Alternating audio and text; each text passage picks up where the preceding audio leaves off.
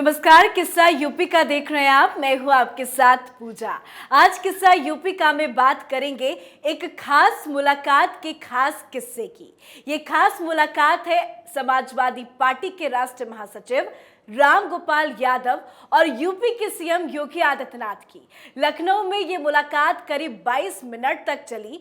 इस मुलाकात की जानकारी समाजवादी पार्टी की तरफ से भी दी गई और बताया गया कि ये मुलाकात पिछड़ों और मुसलमानों पर एक तरफा फर्जी मुकदमे दर्ज कर उनके उत्पीड़न के संदर्भ में हुई है। मतलब फर्जी मुकदमों को वापस लेने की सिफारिश में बातचीत हुई है। पर ये राजनीति है। राजनीति में मुलाकातों में खिचड़ी जरूर पकती है, तभी चर्चाओं का बाजार गर्म होता है और कई सवाल इस मुलाकात के बाद खड़े हो रहे हैं। तो क्या ये मुलाकात अखिलेश को एक और झटके देने की तैयारी की है? क्या रामगोपाल यादव को भगवा से प्यार हो गया या फिर कोई और वजह?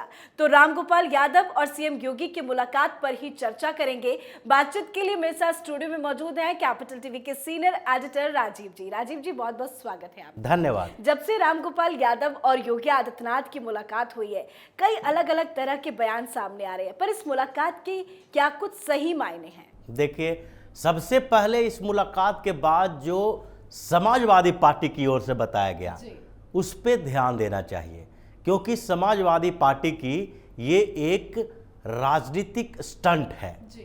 राम गोपाल यादव को सीएम योगी के पास भेजने के बाद उन्होंने जो लेटर जारी किया, जो बताया मीडिया से, वो बताया गया कि अल्पसंख्यकों पर यानी मुसलमानों के ऊपर या दूसरे लोगों के ऊपर फर्जी मुकदमे जो दर्ज किए गए हैं उसे वापस लेने की बात योगी आदित्यनाथ से की गई। अब सबसे पहली बात तो यही है कि इन लोगों ने पहले ही तय कर लिया कि मुसलमानों के ऊपर फर्जी मुकदमे दर्ज किए गए हैं, जो बात पहले से ये लगातार कहते आ रहे हैं। कानपुर दंगे के बाद, कानपुर दंगे में जब मामला सामने आया उसके बाद धरपकड़ शुरू हुआ, बुलडोजर चला, और उस समय भी जिन लोगों को गिरफ्तार किया गया था और जिनके ऊपर मुकदमा दायर किया गया था, उसमें भी समाजवादी पार्टी बार बार कह रही थी कि ये एक तरफा कार्रवाई है। अब उससे पहले भी कई जगह पर उत्तर प्रदेश में बुलडोजर चले, माफियाओं के खिलाफ कार्रवाई की गई, और जो विधानसभा का चुनाव हुआ उसके बाद जब समाजवादी पार्टी की हार हो गई तो उत्तर प्रदेश के मुसलमान भी, और खासकर उत्तर प्रदेश के मुसलमानों की राजनीति करने वाले मुस्लिम लीडर इस बात के लिए परेशान थे कि अब समाजवादी पार्टी उनके साथ खड़ी रहेगी कि नहीं। इसको लेके काफ़ी कन्फ्यूजन था और कई मुस्लिम नेताओं ने, ये बड़े नेता नहीं हैं लेकिन जिला स्तरीय नेता भी हैं, उन लोगों ने अखिलेश यादव के खिलाफ मोर्चा खोला था। कुछ लोगों ने इस्तीफे भी दिए थे और आरोप लगाया था कि अगर योगी सरकार कार्रवाई कर रही है तो अखिलेश यादव सामने से आकर उसका विरोध क्यों नहीं कर रहे हैं। अखिलेश यादव दोनों तरफ से फंसे हुए थे। जिस तरीके के माहौल में कार्रवाई की जा रही थी और जो माहौल मुसलमानों ने उत्तर प्रदेश में बना रखा है, वैसी स्थिति में उनके खिलाफ अगर कार्रवाई होती है, योगी सरकार एक्शन ले रही है और उसमें अखिलेश यादव अगर विरोध करते हैं और सड़कों पर विरोध करते हैं समाजवादी पार्टी की तरफ से, तो ऐसी स्थिति में वहां के हिंदू नाराज होंगे अखिलेश यादव से, और अखिलेश यादव सिर्फ मुसलमानों के आधार पर उत्तर प्रदेश की सत्ता में नहीं आ सकते। तो ऐसी स्थिति में उन्हें दिखाना भी था कि हम आप लोगों की बातों को सीएम तक पहुंचा रहे हैं, और उन्होंने राम गोपाल यादव को वहां पर भेजा और ये बात खुद से बता रहे हैं कि राम गोपाल यादव की मुलाकात जो हुई है वो इस आधार पर हुई है कि योगी सरकार में जो मुकदमे दायर किए जा रहे हैं मुसलमानों के खिलाफ, अल्पसंख्यकों के खिलाफ जो कार्रवाई की जा रही है उस पर रोक लगाया जाना चाहिए। अब योगी क्या कहेंगे इस पर? लेकिन किस बात का डर है? क्यों सिफारिश करने के लिए पहुंच गए? क्योंकि एक्शन तो हो रहा है, हर किसी पे हो रहा है, जो भी गलत काम करते हुए पकड़ा जा रहा है उसके ऊपर हो रहा है, लेकिन समाजवादी पार्टी को किस बात का डर है? डर इस बात का है समाजवादी पार्टी को कि अगर वो सड़क की राजनीति करती है इनके समर्थन में तो दूसरा पक्ष नाराज हो जाएगा। तो अखिलेश यादव ये नहीं चाहते हैं कि ऐसे मौकों पर वो खुलकर सामने आए। जैसे अगर कानपुर का उदाहरण दिया जाए, कानपुर में एक बड़ा दंगा हुआ। वो किस मसले पर हुआ? नुपुर शर्मा की टिप्पणी के बाद इन लोगों ने सड़क पर उतरकर प्रदर्शन करना शुरू किया था। जुमे की नमाज के बाद इन लोगों ने प्रदर्शन ही नहीं किए बल्कि हिंसा फैलाना भी शुरू कर दिया। और उस हिंसा की बात अगर पूरी रिपोर्ट को देखा जाए तो कानपुर में हिंदू मोहल्लों में घुस कर इन लोगों ने हंगामा किया, कई लोगों के साथ मारपीट भी की। और जब योगी सरकार ने कार्रवाई शुरू की तो उस समय चूंकि मुस्लिम ही ये सारी कॉन्स्पिरेसी कर रहे थे, मस्जिदों से निकलकर हंगामा कर रहे थे, तो मस्जिदों से निकलकर कोई हिंदू तो हंगामा करेगा नहीं। जुमे की नमाज पढ़ने के लिए हिंदू या क्रिश्चियन या ईसाई तो गया नहीं था, तो कार्रवाई उन्हीं के ऊपर होगी। अब ऐसे में जब कार्रवाई हो रही है तो अखिलेश यादव को मुसलमानों को भी खुश करना है।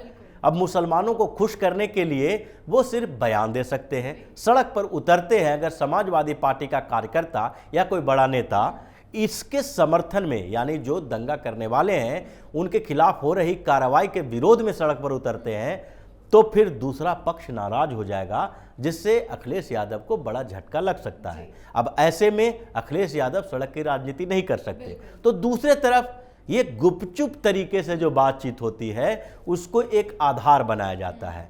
तो ये डर उनको इस बात की है कि अगर हम बाहर निकलकर इसका विरोध करते हैं तो हमें पॉलिटिकली बैकफुट पर आना पड़ेगा। अगर हम गुपचुप तरीके से एक मुलाकात में बाहर में आके हम बोलते हैं कि हमने ऐसी ऐसी बातें की, जो कई पार्टियों की ये रणनीति रही है कि जब मुलाकात होती है, अगर बड़े नेता के साथ मुलाकात होगी तो उसके बाद ये लोग क्या करते हैं, बाहर आके प्रेस के सामने, मीडिया के सामने कुछ ऐसी बातें बोलेंगे जिसका जवाब वो नेता खुद न दे सके। जैसे प्रधानमंत्री के साथ मुलाकातों की बात करते हैं, जब शरद पवार ने पीएम मोदी के साथ मुलाकात की थी, वो जानते थे कि हम जो बोल रहे हैं अब प्रधानमंत्री नरेंद्र मोदी शरद पवार की बातों के लिए फिर से प्रेस कॉन्फ्रेंस करके तो नहीं बोल सकते। भारतीय जनता पार्टी के दूसरे नेता बोल सकते हैं, प्रवक्ता बोल सकते हैं, और प्रवक्ता और दूसरे नेता कभी भी इस बात के लिए नहीं कह सकते कि दोनों के बीच जो मुलाकात हुई उसमें क्या क्या बातचीत हुई, उसकी जानकारी पार्टी के नेताओं को है।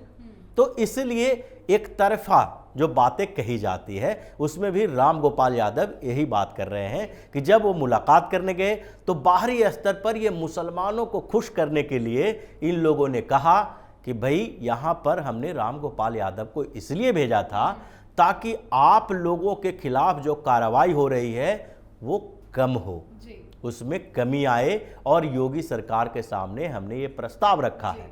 लेकिन दूसरी तरफ इनका असली मकसद कुछ और था। ये बात तो अल्पसंख्यकों की कर रहे हैं, लेकिन असली मकसद इनको समाजवादी पार्टी के गुंडों के ऊपर, माफियाओं के ऊपर जो कार्रवाई हो रही है और जिसमें अखिलेश यादव के कई करीबी नेता भी हैं, उन लोगों के खिलाफ जो कार्रवाई हो रही है, वो इस पर्दे के पीछे की सच्चाई यही है कि उसके खिलाफ कार्रवाई को रोकने की अपील कर रही है। लेकिन कार्रवाई तो होगी, चाहे वो करीबी हो या कोई भी हो। लेकिन एक चीज समझ में नहीं आ रहा, इसके लिए अखिलेश यादव ने राम गोपाल यादव को क्यों चुना? क्योंकि अखिलेश यादव के पास अभी कोई और व्यक्ति ऐसा है ही नहीं जिसके ऊपर उनको विश्वास है। उनको लगता है कि अभी परिवार में तो उनके साथ कोई नहीं है। धर्मेंद्र यादव चुनाव लड़ रहे थे, उस समय अखिलेश यादव उनके लिए प्रचार करने तक नहीं गए। तो ऐसी स्थिति में परिवार के अंदर किसी के ऊपर भरोसा नहीं कर सकते। पार्टी के अंदर भी अब उनकी ये स्थिति हो गई है कि अब पार्टी के भीतर कोई भी नेता है जिनके ऊपर आंख मूंदकर वो भरोसा नहीं कर सकते। दूसरे स्तर पर राम गोपाल यादव की बात है। राम गोपाल यादव कोई जमीनी स्तर के नेता नहीं है, उनकी ग्राउंड में कोई पकड़ नहीं है, संगठन में पकड़ नहीं है, बड़ी पकड़ जो कहते हैं, और वो मास लीडर भी नहीं है, चुनाव भी नहीं लड़ते हैं, राज्यसभा जाते हैं अखिलेश की कृपा से। जब अखिलेश के परिवार में विद्रोह चल रहा था, जब शिवपाल यादव को बाहर करने की बारी आ गई थी, मुलायम सिंह यादव ने अखिलेश यादव के खिलाफ ही मोर्चा खोल दिया था, तो उस समय भी राम गोपाल यादव अखिलेश यादव के साथ खड़े थे, क्योंकि राम गोपाल यादव को दिख रहा था कि अभी अखिलेश की समाजवादी पार्टी के ऊपर पकड़ मजबूत है, तो इनके साथ चिपका रहो, क्योंकि वो कहीं भी चुनाव लड़के जीत नहीं सकते। मास लीडर नहीं है। तो ऐसी स्थिति में अखिलेश यादव भी उनको अपने साथ रखते हैं और इसलिए राम गोपाल यादव को मैसेंजर बना के उन्होंने भेजा और इसका फायदा मुलाकात के बाद के स्टेटमेंट से लेने की कोशिश की है। लेकिन अब राम गोपाल यादव जाएं या अखिलेश यादव खुद जाएं योगी के सामने गिड़गिड़ाने, गुहार लगाने, उससे कोई फर्क नहीं पड़ने वाला है। समाजवादी पार्टी का सफाई अभियान शुरू हो चुका है, क्योंकि समाजवादी पार्टी ने 2012 से 17 तक के समय में और अखिलेश यादव के मुख्यमंत्री रहते हुए जितने तरीके से माफियागिरी किया है, गुंडागर्दी किया है, उत्तर प्रदेश के लोग त्रस्त हैं। और अगर उत्तर प्रदेश में उनके पास थोड़ा वोट बचा हुआ है तो वो वोट वही है जिसको भारतीय जनता पार्टी से डर है, और वो है मुस्लिमों का वोट। क्योंकि मुस्लिमों को लगता है कि भारतीय जनता पार्टी की सरकार आने के बाद उनका मनोबल गिर जाता है। ऐसी कोई अवधारणा है, ऐसे परसेप्शन क्रिएट किए गए हैं, क्योंकि ऐसे में कोई सच्चाई ऐसे है नहीं। मुसलमानों के बारे में अगर देखा जाए तो मुसलमानों के लिए भी डेवलपमेंट का वर्क जो है मोदी सरकार हो या योगी की सरकार हो वैसे ही करती है। सिर्फ और सिर्फ वो उनको सही रास्ते पे लाने की कोशिश में रहती है कि ये जो भटक गए हैं, ये जो भटके हुए हैं, ये जो देशद्रोही एक्टिविटी करते हैं, उस रास्ते से सीधे रास्ते पर लाने के लिए अगर इलाज करने की ज़रूरत है तो इलाज करने की ज़रूरत को महसूस किया जाता है और उससे कार्रवाई की जाती है। और वही जो डरे हुए लोग हैं वो अखिलेश यादव के साथ अभी खड़े हैं। तो इसलिए ये कार्रवाई जारी रहेगी। योगी आदित्यनाथ रुकने वाले नहीं हैं, चाहे जितना भी गिड़गिड़ा लें, गुहार लगा लें, उन लोगों के खिलाफ कार्रवाई होगी जो उत्तर प्रदेश के विकास के खिलाफ जाएंगे, जो उत्तर प्रदेश की व्यवस्था और माहौल को परिवर्तित करने के, परेशानी पैदा करने की कोशिश करेंगे, चाहे वो मुस्लिम हो या यादव गुंडे हो या फिर कोई और दूसरा माफिया हो या अखिलेश यादव अगर उन्होंने कितने करप्शन किए हैं उसकी भी कुंडली निकालनी होगी तो वो निकाला जाएगा। मतलब आखिरकार अखिलेश यादव योगी के शरण में चले ही गए। बहुत बहुत शुक्रिया बातचीत के लिए। धन्यवाद। तो रामगोपाल यादव और अखिलेश यादव की इस मुलाकात के कई मायने हैं। वैसे योगी सरकार की ओर से साफ कर दिया गया है कि गड़बड़ी करने वालों को किसी भी हाल में बख्शा नहीं जाएगा, चाहे वो कोई भी हो। सीएम योगी और रामगोपाल यादव की मुलाकात की टाइमिंग को लेकर भी कई सवाल उठ रहे हैं। अब आने वाले वक्त में इस मुलाकात की सच्चाई का पता चलेगा। आज के हमारे शो किस्सा यूपी में फिलहाल इतना ही। कल कुछ और नए किस्से के साथ हाजिर होंगे। तब तक देखते रहिए कैपिटल टीवी उत्तर प्रदेश। नमस्कार।